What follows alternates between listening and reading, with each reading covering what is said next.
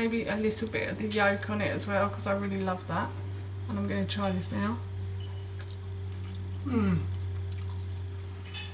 That's really tasty and full of flavour as well. Hi everyone, and welcome back to Gigi's Kitchen, and if you are new here then hello and welcome. My name's Alexis, and in today's video I want to share with you how to make these delicious BBQ Parma ham potato cakes. As I just mentioned, today I want to share with you how to make a really delicious BBQ Parma ham potato cake.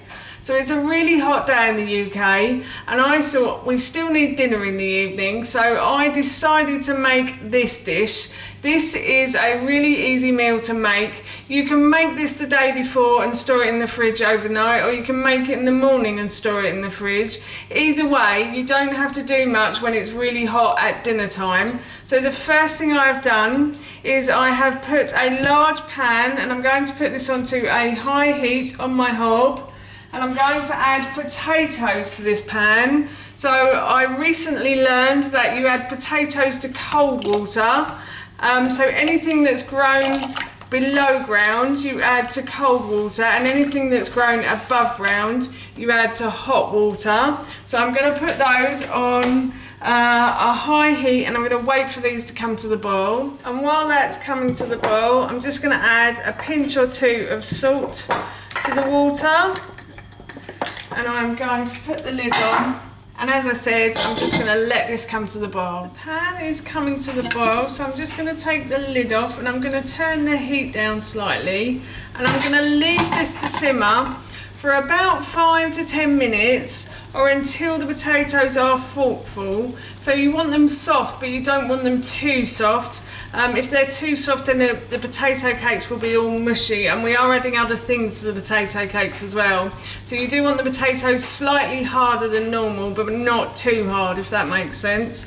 So as I said, I'm going to leave this to boil for 5 minutes, and then once it's boiled, I'll check the potatoes, and if they're a good consistency, they're not too hard but not too soft, then I will drain them through a colander, but we'll have to wait and see. So I'm going to give this 5 minutes to simmer in the pan. These have been boiling for 5 minutes, and I have been checking them while they were boiling, and they are starting to fall from the fork. I'm trying to get one to show you that it's falling from the fork, but as you can see, they're all dropping off the fork as I put the fork in. So they are definitely done. Yeah. What, they were falling off the fork. They're still slightly hard, but that's sort of the perfect consistency. So I'd say if you are boiling these on a medium heat or leaving them to simmer, about 5 minutes is perfect. So I'm going to take these off of the hob, I'm going to drain them through a colander, and then I will start cooking the other ingredients for the potato cake. I drained the potatoes through a colander, and I've just left them on the hob to cool for a little while.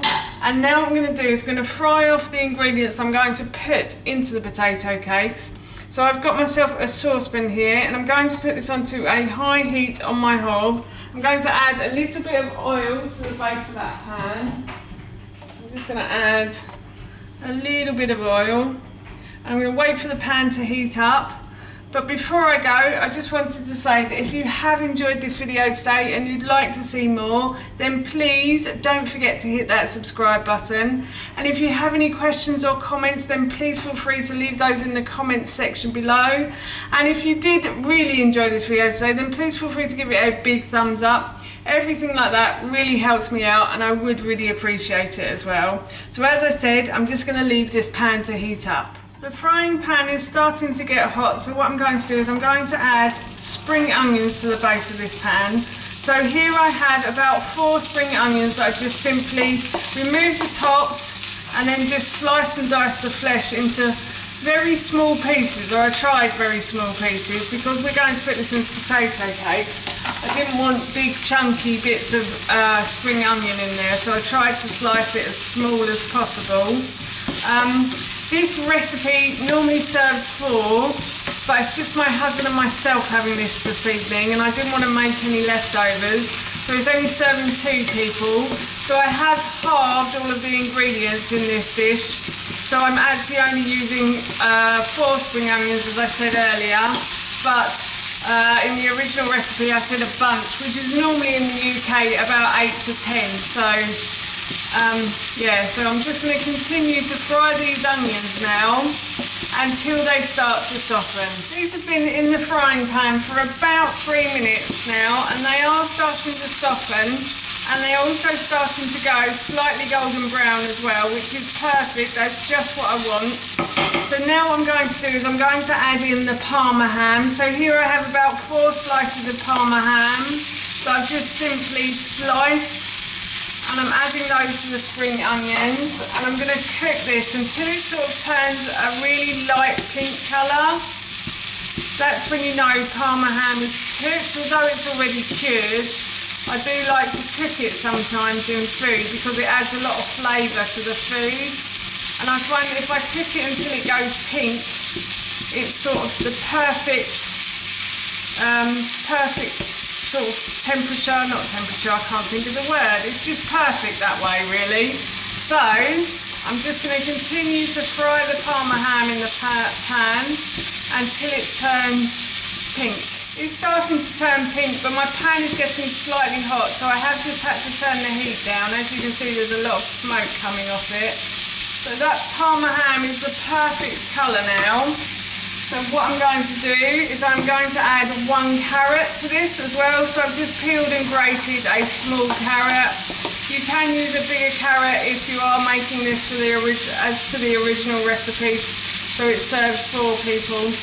And these potato cakes are freezable as well, so if you wanted to make a batch of these and put them in your freezer, then you could. So I'm just going to fry the carrot for about 30 seconds or so.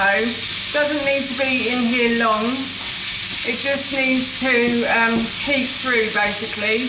This is what I love about grating vegetables, is they tend to cook a lot quicker when you add them grated to a frying pan like this. So that's perfect. Now what I'm going to do is I'm going to turn the heat off, and I'm going to remove this from the heat in a moment, and I'm going to leave it to cool for a little while, and then I'll come back and I will assemble the potato cakes. I left the potatoes to cool for probably about 5 minutes while I was cooking off the other ingredients, and I've left these to cool for 5 minutes or so as well.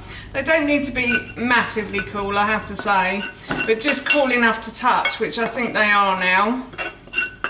So I'm just going to add the ingredients that I fried off to the potatoes, and then I'm going to add a tablespoon of barbecue sauce.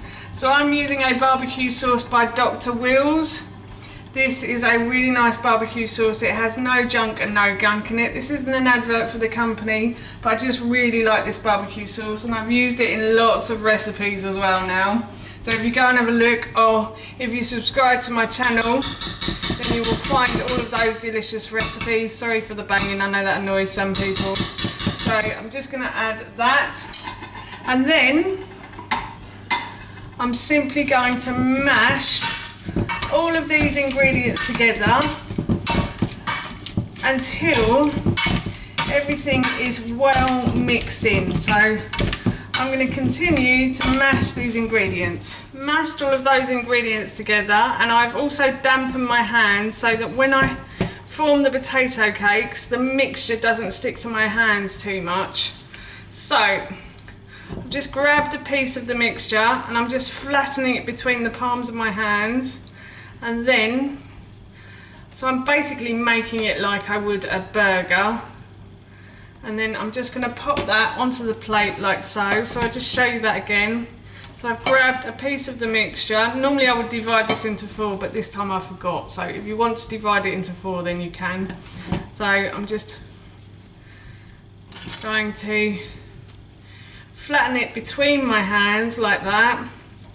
And then I'm just going to pop that onto the plate, and I'm going to continue until I've used up all of this mixture. As you can see, I've finished making the potato cakes, and I'm off to pop these into the fridge. Now I know I said that you can make these the night before and pop them in the fridge overnight, or you can make these on the morning that you want to eat them and pop them in the fridge, and that's a really good idea if you haven't got a lot of time in the evening. But I also like to put them in the fridge because when I preheat the oven, I like to put a baking tray in at the same time, and the potato cakes will hit that hot baking tray, and hopefully that will make the outside of the potato cake really crispy and the inside quite soft and fluffy. So yes, that's also why I like to make them in the morning or the night before. And as I said, I'm going to pop these into the fridge for about 6 hours now, but you can do this for anything from 2 to overnight is perfect. So I preheated the oven earlier and I put a baking tray in at the same time, and I've just put a little bit of oil in the base, and I've brushed over the oil over the top of the potato cakes as well. In the original recipe I didn't say to do that, but I know it makes them go a lovely golden brown colour. So I'm going to put these into the oven now for about 15 to 20 minutes, or as I just said, until they've gone a lovely golden brown colour. Potato cakes have been in the oven for about 15 minutes, and as you can see they've got a lovely golden brown colour. While these have been cooking, I've been frying off some eggs, so I'm going to plate up and I will try it and let you know how it tastes, but it smells so good in here right now. As I said earlier, I'm going to try this now. I'll let you know how it tastes. I'm just going to have a little bit of the potato with some of the Parma ham in, and maybe a little bit of the yolk on it as well, because I really love that. And I'm going to try this now. That's really tasty and full of flavour as well. It's so good. So yes, I'm really looking forward to having this for my dinner this evening. That's how you make these yummy potato cakes, and that recipe I will link in the description box below for you. As I mentioned earlier, I'm going to be having these for my dinner this evening, and they smell and taste so good, I can't wait. So for now, that's it from me. Thank you so much for watching. Please feel free to give me a big thumbs up if you enjoyed this video, and please feel free to leave any comments below. And please don't forget to hit that subscribe button. See you all soon.